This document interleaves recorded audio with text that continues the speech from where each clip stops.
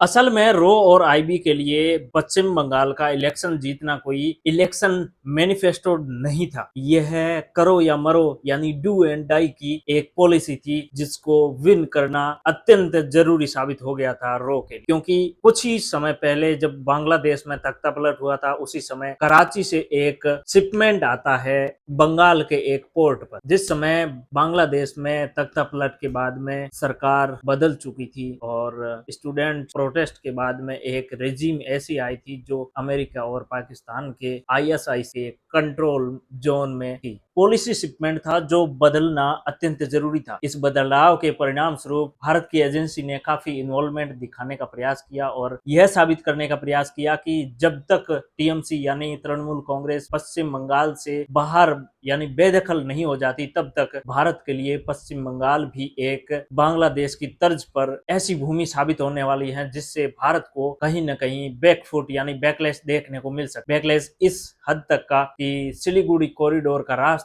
Interrupt हो सकता था। काफी हद तक ऐसे इनपुट मिल चुके थे इंटेलिजेंस एजेंसियों को ऑलरेडी पहले से ही, जब बांग्लादेश में तख्ता पलट हुआ था और तख्ता पलट के परिणाम स्वरूप स्टूडेंट्स प्रोटेस्ट के परिणाम स्वरूप जो एक रिजीम आई थी पावर में, उस समय पाकिस्तान की आईएसआई और सीआईए यानी अमेरिका एजेंसियों के बहकावे में सब कुछ किए जा रही थी जो कि भारत के लिए अत्यंत दर्दनाक होने वाला था। आइए आपको वन बाय वन समझाने का प्रयास करते हैं। सबसे पहले आईएसआई ने ढाका सेल बनाया जिसमें एक कर्नल, 2 ब्रिगेडियर और सेना के कुछ प्रमुख थे जिनको ढाका सेल में शामिल किया गया। इनका मोटिव यही था कि अंदर के जो एक्सट्रीमिस्ट ग्रुप थे बांग्लादेश के उनको एक्टिवेट करना है। एलईटी जैसे इनके जो भी ग्रुप थे 5-7 टाइप के अलग अलग टाइप के एक्सट्रीमिस्ट ग्रुप थे जो सरकार में भी अपना इन्वॉल्वमेंट रखते थे और ग्राउंड लेवल पर भी इतना इन्वॉल्वमेंट था जिसकी वजह से आज आईएसआई और सीआईए ने इनको उपयोग करना समझा। और फिर इनका तर्क था कि बांग्लादेश और नेपाल को भी यूज किया जाए और नेपाल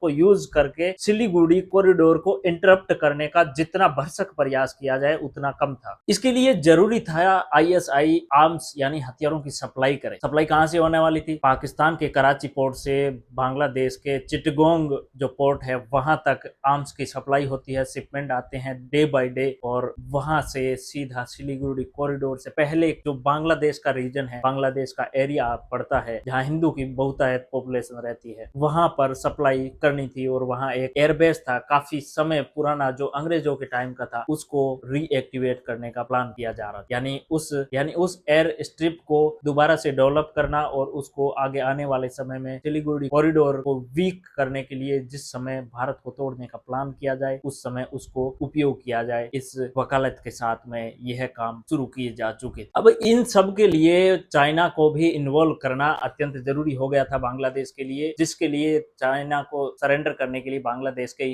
मोहम्मद यूनुस ने काफी हद तक यह ऐलान किया कि आप तीस्ता प्रोजेक्ट को भी सरेंडर कर सकते हैं। तीस्ता प्रोजेक्ट जो वाटर सप्लाई बांग्लादेश में आता है इंडिया की तरफ से, वो भी आप होल्ड पे रख सकते हैं, ऐसा उन्होंने क्लेम करने का प्रयास। जिसके लिए लाल मुनीर हाट जो सिलीगुड़ी से थोड़ा सा मतलब 20-50 किलोमीटर की दूरी पर डिस्टेंस पर लाल मुनीर हाट एयरबेस पुराना था जो अंग्रेजों के टाइम का था, उसको एक्टिवेट करने का प्लान उस समय के प्रधानमंत्री यानी बांग्लादेश के प्रधानमंत्री ने उनको दे दिया। इसके लिए मोहम्मद यूनुस क्लियरली चाइना के बीजिंग में जाकर एक स्टेटमेंट देता है और चाइना को इनवाइट करता है कि इंडिया के जो 7 सिस्टर्स हैं जिनका जो लैंड लॉक हैं और उनका only one of the guardian Bangladesh है जो समुद्र से उनकी कनेक्टिविटी करवा सकता है, इसके लिए जरूरत है कि सिलीगुड़ी कॉरिडोर को इंटरप्ट किया जाए, ब्लॉक किया जाए। भारत का जो 7 स्टेट हैं मेघालय, असम वगैरह, उनको सेपरेट कर दिया जाए। कहानी यहाँ तक खत्म नहीं होती है। इंटेलिजेंस शेयरिंग होती है, आईएसआई शेयर करता है, सीआईए शेयर करता है, चाइना की जो इंटेलिजेंस एजेंसी है वो भी अपना इंटेल शेयर करती है। और यहाँ तक खत्म नहीं होता,